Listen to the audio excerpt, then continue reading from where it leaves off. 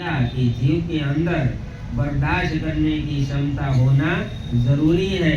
तभी काल होता है, तभी परमात्मा में वह जीव आगे बढ़ता है।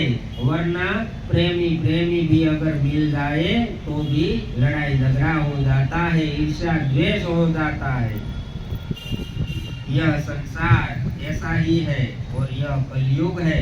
यहाँ सतयुग के नियमों को लेकर अगर चलोगे तो तुम्हें एक पल के लिए कोई अपनी चौखट पर खड़ा भी नहीं रहने देगा, क्योंकि तुम नियम करते हो, कहते हो, ज्ञान जो बांटते हो वह सतयुग का बांटते हो कि पहले के जमाने में ऐसे ऐसे नियम थे, ऐसे ऐसे जीव चलते थे, लेकिन वह समय अलग था, वहाँ मनुष्य अलग थे, मनुष्य का स्वभाव अलग था, उसकी नीति अलग थी, उसकी सत्यता अलग थी और धर्म को लेकर चलते थे, नियमों का पूर्ण पालन करके चलते थे।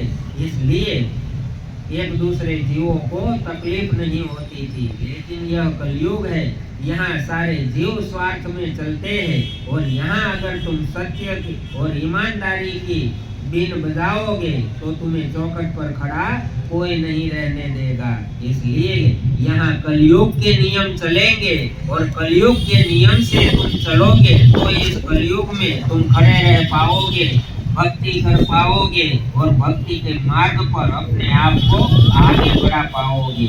यहाँ नियम अलग है, युग बदलते हैं, नियम बदलते हैं, समय बदलता है, गुरु बदलता है। एक ही गुरु हर बार नहीं होता, गुरु को भी शरीर बदल कर वापस आना पड़ता है। यहाँ परिवर्तन का नियम है, इसलिए सब कुछ परिवर्तन होगा। समय के साथ मत बदलेगा, समय के साथ गुरु बदलेगा, समय के साथ ज्ञान बदलेगा, नियम बदलेंगे, सब बदलेगा।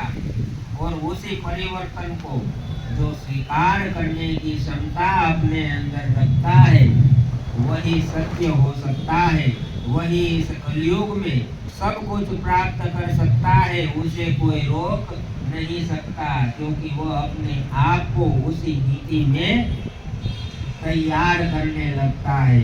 इसलिए दादा गुरुजी गुरु स्वामी जी महाराज